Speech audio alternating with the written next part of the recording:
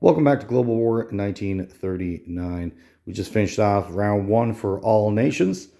So we'll be able to review and explain what each country has done so far.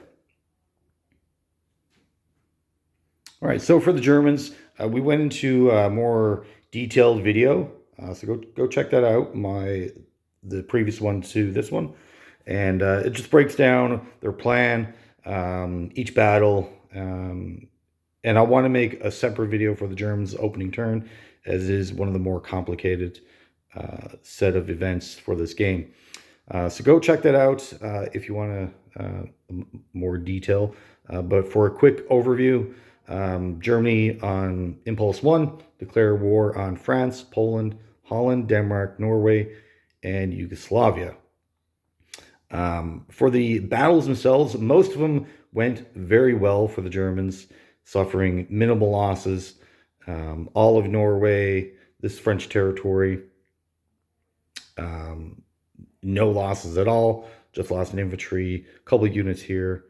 But their biggest fights, even Reims, went very well in the Germans' favor. It was Paris, West Poland, Yugoslavia, where the Germans took heavy losses, more than what was expected. But they did complete all their objectives, which is the main goal of that turn. So no real setbacks. They just got a few more things to clean up, take out or move into a Bordeaux and activate this bonus here for the 7 territories and start building the Atlantic Wall. As we're doing that, we're just going to slowly build up over the course of the next 3-4 turns. They're planning a turn 5 attack into Russia. So hopefully that will work out. Yeah. For the Russians, they start with $15, so they did a standard 5 infantry buy, placing them all up north. They're going to plan into attacking Finland and removing the northern threat from Germany, and then that will segue them into taking out Norway, removing 2 more bonuses from the Germans, which should slow them down slightly and give another economic boost to Russia. They did attack East Poland and the Baltic states, so they're getting that bonus now. So just by taking out these 2 territories, this gives an $8 swing for the Russians. So it's definitely worth it. They didn't lose much. They maybe infantry each. So definitely favorable for them to get more units on the map. And for Japan, a very standard opening moves. These 2 territories went Free French, so they had to engage them and actually fight for them. If they went Vichy, they'd just be a walk-on, so it'd be a lot easier if that was the case. However, they just went in and removed those, utilizing a couple bombardments, so no real challenge. These 2 territories on this island, this is just a walk-on, so very easy. They attacked Hong Kong and 1 Chinese territory. The rest, they just moved units up, transferred most of their infantry off their home island, and moved them into Japan, or China, sorry. Their opening buy was 2 infantry and 2 facilities. So getting these 2 facilities will give you the ability to put units right into China without having to worry about transferring units over from Japan, freeing up your 5 transports, start taking out these islands and a few more destinations that they should or have to get to. So short-term plans, turn 2, turn 3, to take out these islands, possibly attack this, set transports in position, so when they do go to war with the U.S., take these 2 territories right away and giving themselves the bonus for all these islands. obviously go into China even deeper. They're going to try to put an end to this war as quick as possible without running themselves thin, because as soon as this war is over, they need to engage FEC right away. So the plan for China would be to remove the communist China first, focus on them, and then swing down and envelop China from both sides. That's the plan. We'll see how it works out. So for KMT Communist China itself, this territory had 1 Japanese infantry. So the starting units here moved up, had a small little fight. Communist China won, and then they just, in the non-combat move, the starting units here moved up 1 for defenses and purchased 1 infantry. KMT kind of did something similar, just fortifying the borders, moving infantry up, and waiting for the Japanese. These 2 units here, I don't have any cavalry sculpts, so I'm just using this right now to distinguish between what's cavalry and what's infantry. Another goal for Japan, sorry, I missed this, take out this territory to remove the Burma Road, removing a $5 bonus from China, as that's vital, because you want them, Japan doesn't want these guys to have any money at all to keep producing units. If they can get them down to only 2 infantry a turn instead of 4 or 5, it'll make their job a lot easier. KMT, or FEC, sorry, they move their tank east, going to activate Iran shortly. That'll give the Commonwealth an extra $3. Some more infantry, everything helps, right? The starting fleet here moved up to protect that transport, and they're going to slowly start building up. They don't really have a lot to really threaten Japan with right away, so they do need to wait a couple turns to build up to get a force big enough to actually start attacking Japanese territories. All right. And their opening purchase was a couple of artillery and a couple of infantry. For Anzac, their opening buy was a destroyer and 1 infantry. They moved up their fleet and their transport, dropped 2 guys off here. They did activate Dutch New Guinea, giving themselves a bonus and another $1 per turn.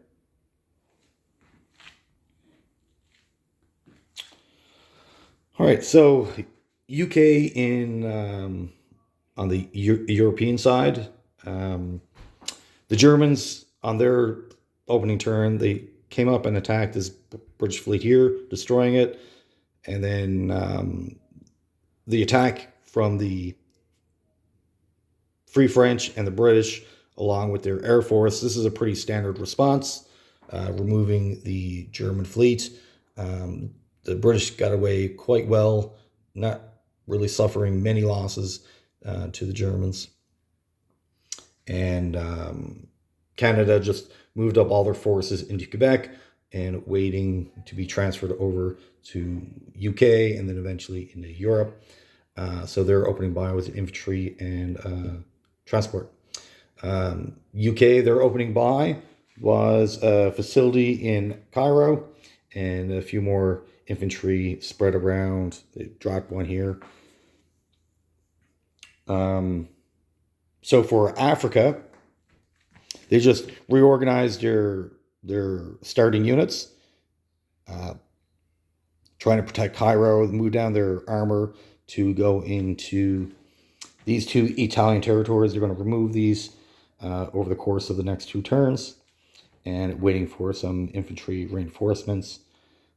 So they'll be able to remove this shortly, and then from there they're going to build up and engage the Italians. So both sides, the British, that's their goal. For the Italians, their goal is Cairo. Pretty much whatever side removes the other's facility will have a massive advantage in Africa, and that should, whoever wins this engagement will probably be in control of Africa for quite some time, if not the rest of the game. So the starting fleet here in Sea Zone 47 did move up to 42, activated Greece. That's pretty standard move as well. For the Italians, in response of that, they took whatever surface fleet they can reach that sea zone and attack the British, utilizing their air force to assist. They also dropped 2 guys off here off transports once this sea battle was concluded. Dropped 2 guys off to take out those 2 islands. Their short-term goal will be to attack Greece, remove that, which is part of one of their bonus. They need 3 of any 4 territories, which is Gibraltar, this French territory, Greece, and Cairo. Cairo will be the hardest one to get. So if they can get these 3 here, they'll give them an extra $3 a turn. So once Greece is gone, then they're going to focus on Gibraltar. They're also going to drop a few guys off here because they did go Free French. These are French Foreign Legions. So they want to remove these before they can cause problems for the Italians. And then as the Italians are doing this, utilizing their transports for this, they're going to start producing units in Africa itself. Once all this is secure, then they're going to use their transports to start hitting the UK in Africa and hopefully activate Iraq. This small 2 transport, 2 destroyer fleet that did come up and activate this territory. We're thinking about going into northern Atlantic. However, with all these German U-boats and a cruiser, I can't see that being a possibility. So their task for most, if not the rest of the game, will be swing underneath Africa and help transport units up to Cairo from South Africa to get units up there much quicker instead of having to march them up, which takes quite some time. They can also take some, if they end up with excess infantry that they don't need for Cairo, they can bring them up to FEC to help them. For the US, not really much happened. They start with $20, I believe. So they just got 2 destroyers and 2 Marines. And for their die roll was pretty small. It wasn't 2. They rolled 11.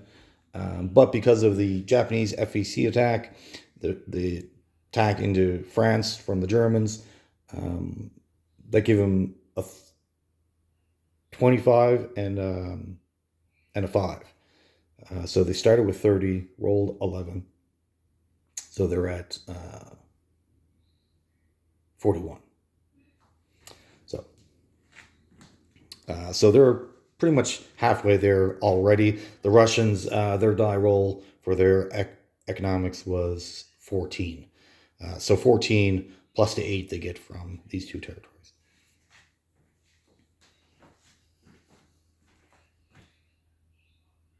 All right.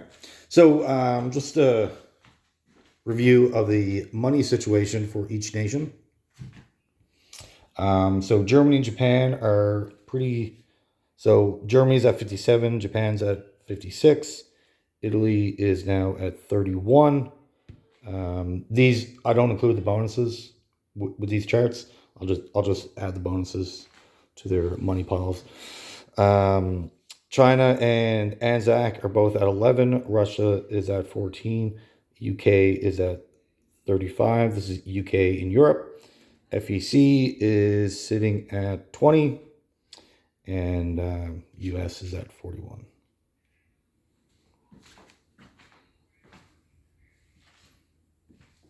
All right. And like always, if you have any questions, comments, things that you would do differently for each nation's opening turns, please leave a comment, let me know. And for the Pacific US, they consolidated their fleet into Hawaii, and the ships that started in the Philippines, they moved up to join the Hawaiian fleet. They moved their fighters over to the West Coast and preparation for another carrier to be purchased.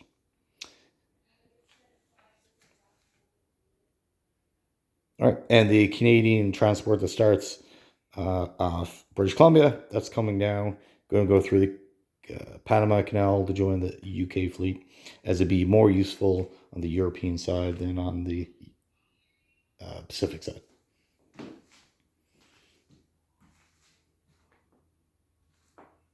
All right. Well, thank you for watching, and have yourself a great day.